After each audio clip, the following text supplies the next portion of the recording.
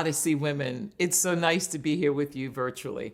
I'm Jerry DeVard, and I'm a Fortune 100 CMO, board director, and have the luxury of being a new grandmother to a beautiful 7-month-old, 2 children, married to the same man for 38 years, Greg Smith, and have really been blessed to have had a career that spans many countries, many industries, many sectors, and many roles. And the best one is the one that I'm doing now, which is the founder of the Black Executive CMO Alliance, which is an organization that was really founded to create change in the space of Black marketing professionals.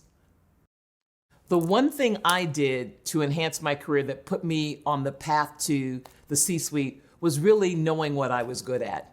I started out as an engineering major at Spelman College and hated it, hated every subject, every class, and really recognized that I was in the wrong place. And so I had to make the decision to change my major early on. And some people think that's not a big deal, but it was a big deal for me because I had a lot of scholarships that were, paying my tuition for me to go into STEM, which wasn't called STEM at the time, but it was Black women in sciences. And I realized that I did not enjoy engineering. And it was very hard for me to go and tell my mother that I was going to change my major and have to give up all these scholarships because I wasn't going to pursue an engineering degree. But when I did that, that really changed the trajectory of my career. Because when I switched to being an economics major at Spelman College, it opened up the world of commerce and business to me. And so with that background, I decided to get an MBA from Clark Atlanta University. So I'm a double HBCU proud graduate. And I really decided that I wanted to go into marketing to pursue that passion because I enjoyed being able to help people decide what they wanted and how they wanted. I mean, think about the brands and products that you love. In the background, there's a marketer that has positioned their product or service to you to make you feel that that's the best for you. And I love that and I enjoyed that. So I put myself in a position to do something that I enjoyed and ultimately I was good at. And I always say those are the 2 things that you really need. If you're not good at it, you're not going to enjoy it. And if you don't enjoy it, you probably aren't good at it. So put yourself in a position that plays to your strengths and not your weaknesses. And listen to yourself in that inner voice, not what other people think you should be doing. I would not have been able to pursue a successful career in engineering. And the beauty and the blessing was that I learned that early. I created the Black Executive CMO Alliance, also known as BECA, because it didn't exist. And it was past time for us to have an organization and an affinity group where we could come together as Black marketing executives in the C-suite to do 4 things. And those 4 pillars are values that are really important to me and the members of BECA. To come together in a trusted, safe space in order to share, learn, elevate, and pay it forward. And when you think about coming together to share, learn, and elevate and pay it forward, the pieces of that mean sharing our struggles, our triumphs, our opportunities, our needs for our role and for life. And so coming together with people that had, the same position that you had and were like-minded was really important. And learning from each other, learning, the things that we were doing and how we were doing it, because these are amazing leaders and they've all gotten to the top through hard work. And that hard work shines as a beacon for those that want to follow or those that are in the same position so that we could learn from each other, again, in this trusted, safe space. And then also elevating. I wanted to actually elevate the profession of marketing so more people could actually choose to go into marketing. I think about when I went into marketing and pursued a career starting off in packaged goods, there weren't a lot of people that looked like me. Ann Fudge was someone that we all looked up to. Paula Sneed was someone that we all looked up to. And so I had that benefit, but there should have been more. And so when you think about you can't be what you can't see, I wanted to elevate that and also elevate our voices. So, I got really tired of opening up publications and seeing speakers and us not being interviewed, quoted, featured on the main stage. There's some of us that are on every main stage and quoted and featured, but it's the same few people over and over again, and we have a lot more. So I wanted to elevate that and introduce our members to other audiences so that they could be seen. All leaders, they're working hard to put forth a strategy, an idea, take advantage of an opportunity. And you never stop to think of all the people that are watching and cheering you on and championing what you do. It's a big audience, and people are sitting back and saying, well, wow, there is a possibility that I can do that because I see someone doing that in a way that speaks to me. So I wanted to elevate that and create more opportunities for us to do that and share our brilliance and actually, quite frankly, normalize Black excellence.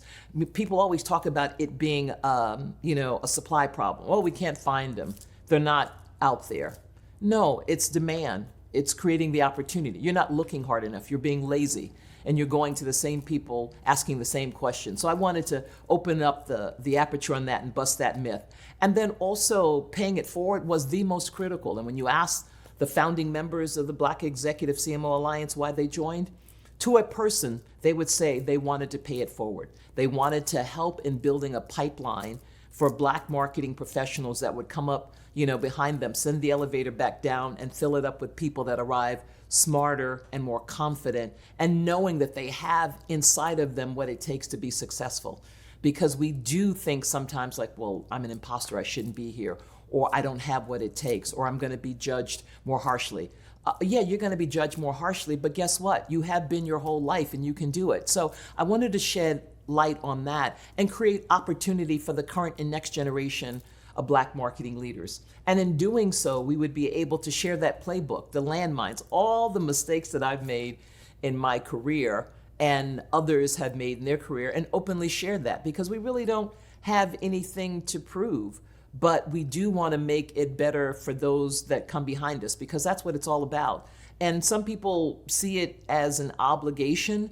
I believe it's an obligation, but I also believe it's a gift that we have that opportunity to create this sense of achieving what it is you dream of becoming and also helping you to get there. And that's the beauty of the Black Executive CMO Alliance. And we're creating that Becca Next, the next generation. And we're also creating the opportunity to have allies come and join us in this journey of putting our dent in the universe of making more, stronger, better Black marketers that get to the C-suite and beyond. So in thinking about creating the Black Executive CMO Alliance or the Black Executive Chief Marketing Officer Alliance, I think back around my experience in heading up marketing at Verizon and being the Chief Marketing Officer at Citibank and at Nokia in Helsinki and London and being the Chief Marketing Officer of Office Depot and ADT. And so being a Chief Marketing Officer, I understand the trials and tribulations. It's probably the hardest role in the C-suite because everyone believes that they can do marketing better. No one ever talks to the CFO about how to close the books or talks to the general counsel about the outside, lawyers that he or she brings in, but everyone has a point of view about marketing. And so when you think about being a chief marketing officer, it has the highest turnover and the lowest tenure of any role in the C-suite. So you have to arrive with an understanding of how to navigate that tricky terrain and how to have your own point of view about what needs to be done and be able to influence and motivate an organization to follow your path.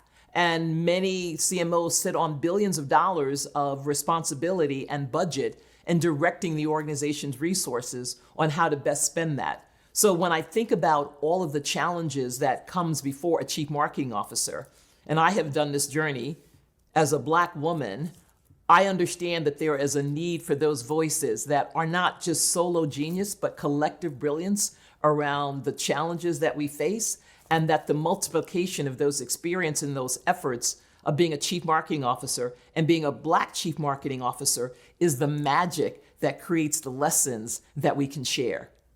As usual, Odyssey women, it's been a pleasure to be here with you today. I so look forward to being with you in person with a hug when we see each other next year live. So until then, be your best self and stay safe.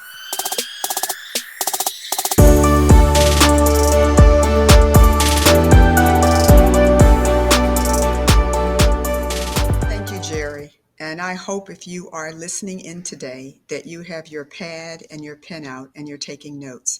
A couple of takeaways from me. Every time I hear from Jerry, I learn something new. The thing that I would say that I always learn from her is she has been a perfect role model in modeling the behavior of each one help one. She's always been a great mentor. She's always extended herself. But one of the key takeaways that she talked about was knowing your superpower, knowing what you're good at, even if other people think you're good at that. That entering story that she talked about, where she realized early on she didn't want to be an engineer and she had to go and tell her mother. All of us have gone through that, having to tell a parent that we're going to change our major, we're going to change our career path, and you can only have that discussion when you've really been self-reflective and you've thought about what you're good at, also what you're not so good at, so you can set yourself on a path for success. Another thing that she talked about was the fact that in the C-suite, she said for CMOs, they have the highest turnover and the least tenured position on the C-suite. As a chief people officer, I can tell you over the last 20 years, the amount of time that C-suite executives stay in the C-suite has been reduced, partly because of the constant changing of the marketplace, but also I think because of the additional stress, wear, and tear on individuals in those roles. So as you think about what you want to do, it's important to think about those factors. So we have an opportunity today. We have 4 other incredible women that will be sharing their experience and their journey as they entered the C-suite.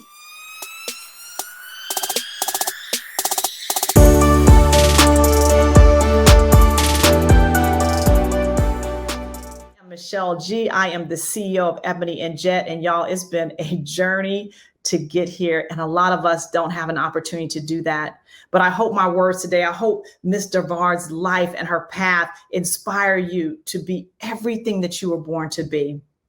So what is one thing that I did to enhance my career to put me on the track to be a CEO?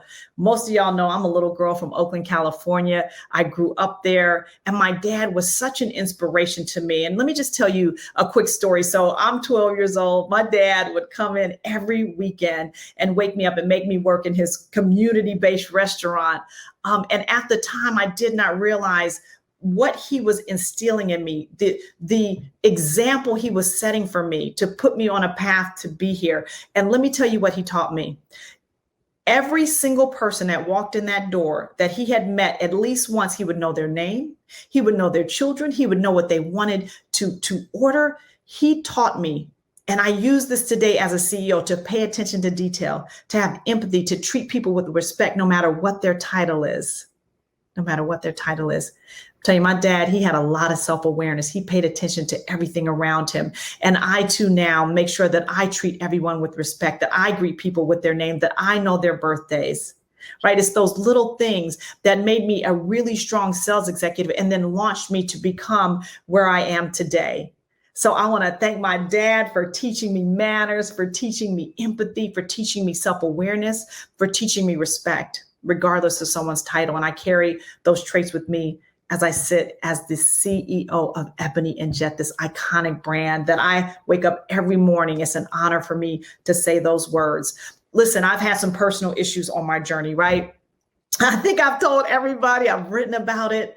But I will tell you, last March, matter of fact, actually February 27th, because I had to go back in my text messages because I wanted to mark that day, not to look back, but to remember from whence I've come. And I was terminated that day. You can say my job was eliminated, however you want to wrap it up. I know what was going down.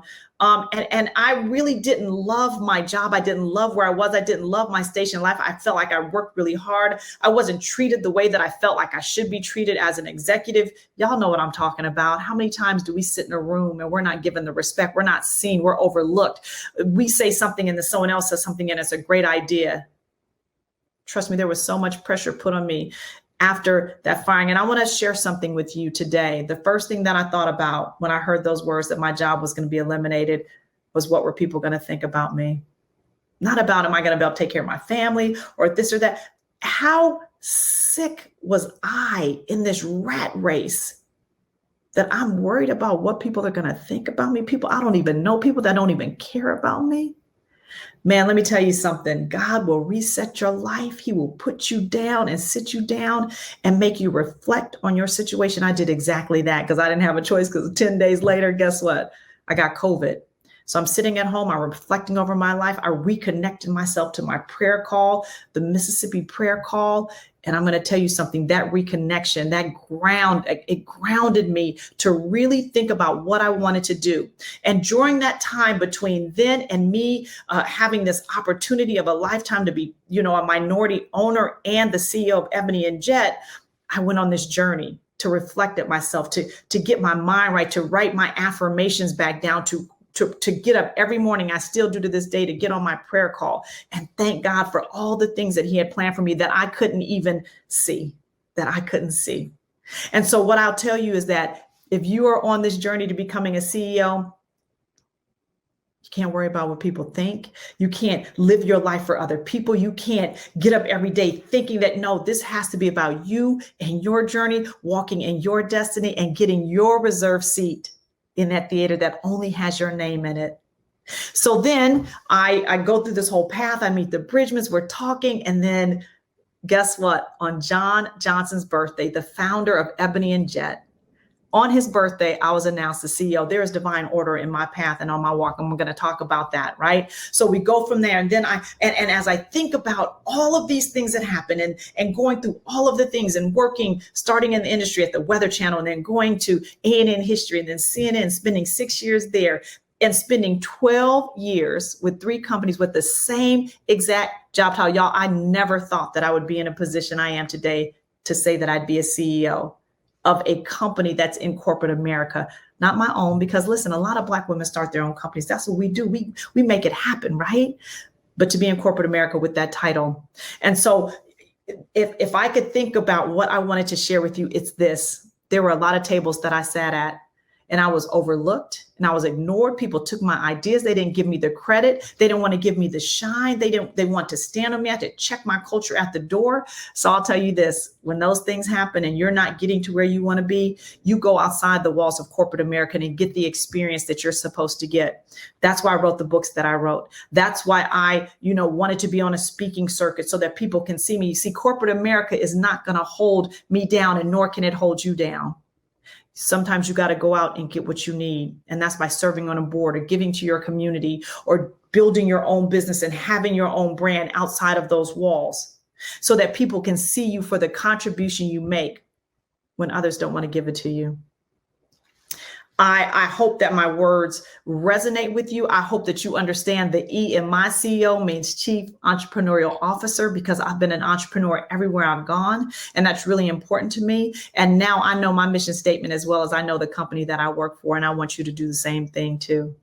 Jerry DeVard, I'm sending you so much love. Thank you for the example that you've set. Linda Dunn and Team Odyssey, thank you for the example and the platform that you have set. It's an honor to be here with you today. And I pray that you keep striving, and so will I. Have a great day.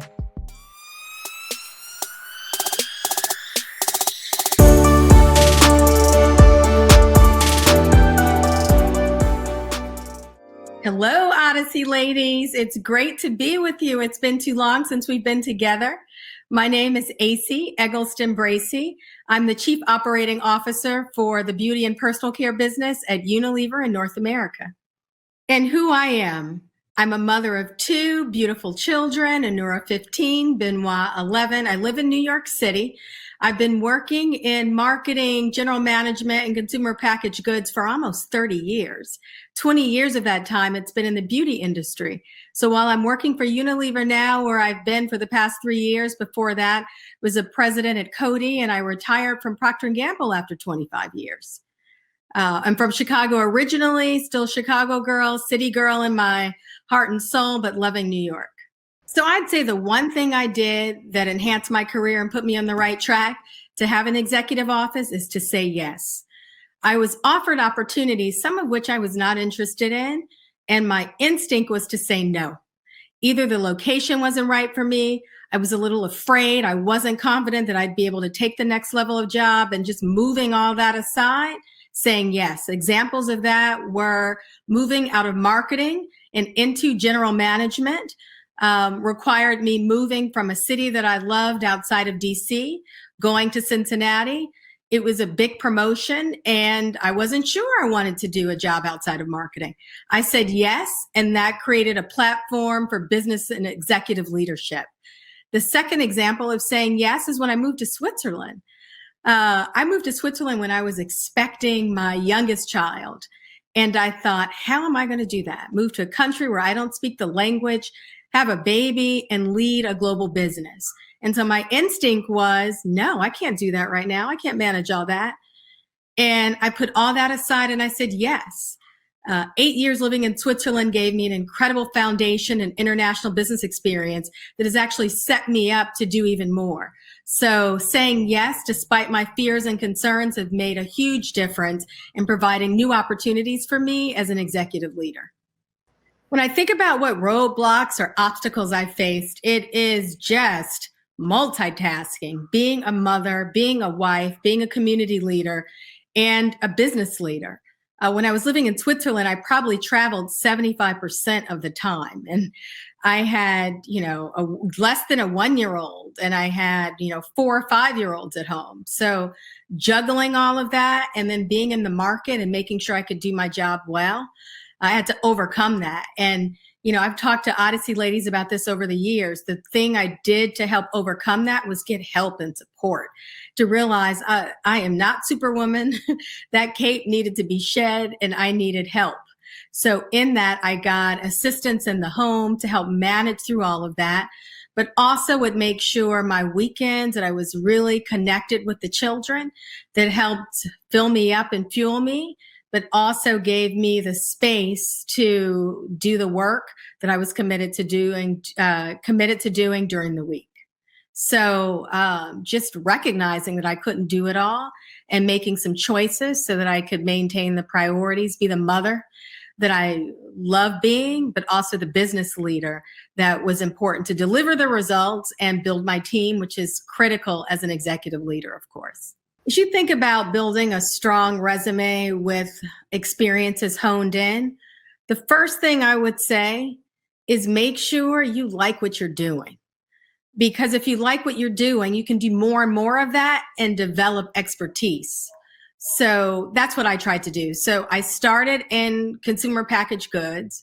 I started in the part of the business that was more household. I stayed in that business selling household CPG products for about 8 or 9 years, and then expressed a desire to move into beauty. I've been in beauty over 20 years now. Because I loved that and enjoyed the business leadership in it, I was happy to continue to build my acumen in that space. So today, my foundation and reputation is largely based on the work that I've done in beauty. So for me, I would give a lesson or give advice of do what you love and then build your expertise and your impact there so that you're happy to continue to do that.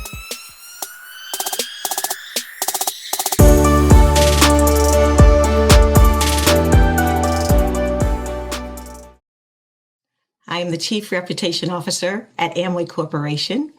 I've actually spent the last 14 years at Amway Corporation, starting there as their Global Chief Marketing Officer, spending 7 years in that role, and then 6 years as the Region President of the Americas. So I ran the business from Canada to Argentina. And for the last year, I've been their Chief Reputation Officer.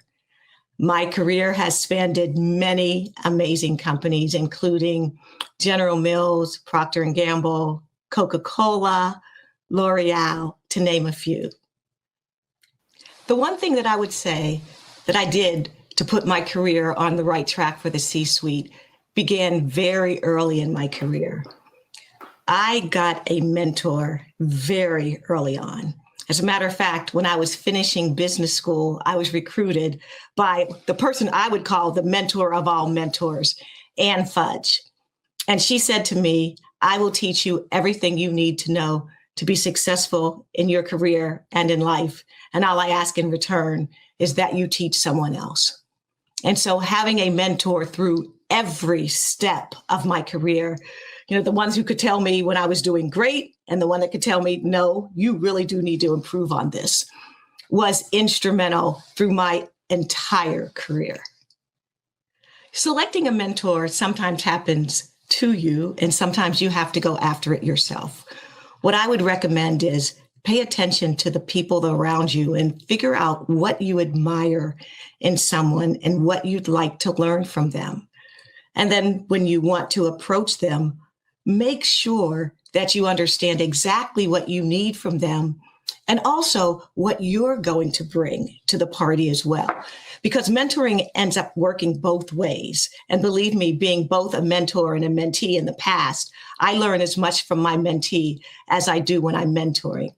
But you have to make sure that you're serious about it and that you're going to bring something to the party. So I've been asked, what are some of the roadblocks or obstacles that I faced in my career? And it's interesting for me because there are roadblocks about the career and there are roadblocks within the personal life. Regarding the career, I think the toughest thing was really realizing that many times I was the only African-American in the room. And being an African-American female and learning how to navigate and be direct without being given labels that I didn't want to have. And so I think that was probably one of the toughest things, was learning where you can be tough and where you have to pull it back in where people can hear you. And I don't think people who are not of color have to navigate that. So I think that was one of the biggest challenges that I had to face from that standpoint. Personally, I think it was very difficult in being a single female that was very interested in my career and what that did to me personally. I ended up not marrying until I was 40 years old, and also ended up adopting my children at that point. And in order to continue my career, my husband and I had to make a choice as to what did that mean for our family. And my husband made the choice to be a full-time stay-at-home dad so that my career trajectory could continue. And I think that's not always easy. Spouses don't always necessarily do that. I am grateful that my husband did that for me, but that's another obstacle that particularly women have to face, and women of color probably have to face even more, is how do you end up balancing the career with family so that you can have it all. But the truth is, you can't have it all, or you can have it all, but not all at one time, because there's always going to be a sacrifice being made. So what personal issues did I face on my journey? I will tell you, I'm from a very large family. I'm the youngest of 18 children. My father was a minister, and one of the things that never happened in our home was fighting. So as an exec, I was not good at resolving conflict. Matter of fact, I got accused of avoiding conflict many of the time. And that was a skill that I personally had to build so that I could be more effective and continue my career. And you don't think about things like that, is, you often realize what are your strengths, but you don't always want to acknowledge what are the things you have to improve upon and where do they emanate from, so that you can get at the root of understanding it and then being able to address it and overcoming it in the future. The one piece of advice that I would give to someone trying to build a very strong resume is to really think about the global world and the global perspective that you need to have to build your career into the future. So don't be afraid of taking a global assignment. Don't be afraid of learning another language. Get as much knowledge and understanding that you can of world cultures, because the world is small and businesses nowadays are global. And in order for you to be effective in your career, you have to have had some experiences outside the US. So don't hesitate. Go live in another country. You'd be amazed at what joy it brings to learn another culture.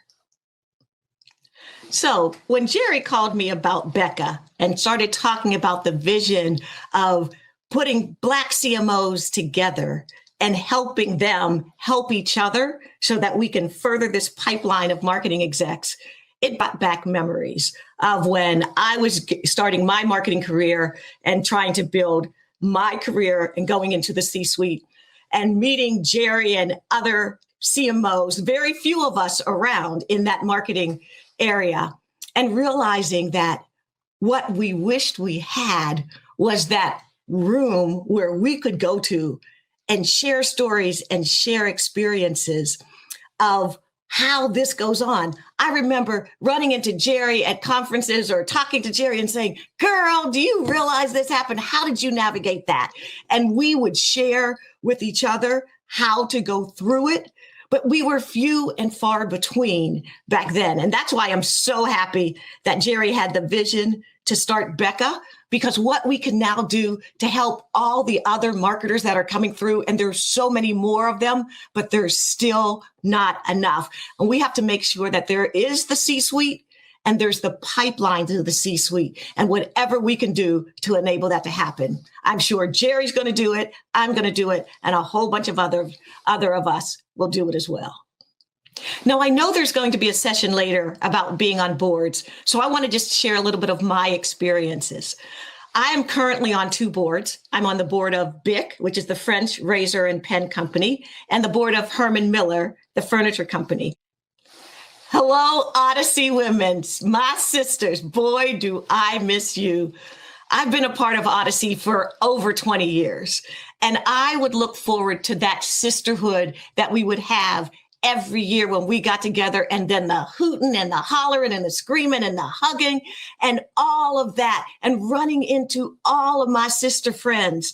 And so I'm so glad to at least talk to you from here. I can't wait till we get together again.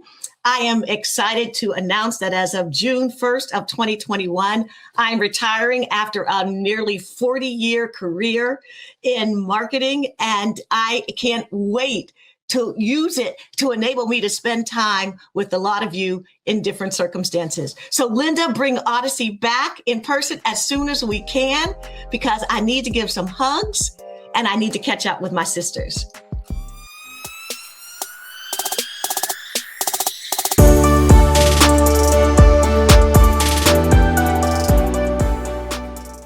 My name is Nijo Tita Reed, and I'm the Chief Marketing Officer at Logitech.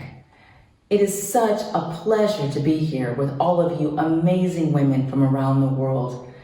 First, to honor Miss Jerry DeBard, and second, to just share a few of my experiences on the road to the C-suite. When I first took my first international assignment, Jerry was the first person I called. She met with me and gave me great advice as I interviewed for my first general manager position, as I considered moving my entire family, my 2 children and my husband overseas, and as I was on the path to the C-suite. The advice she gave was tremendous.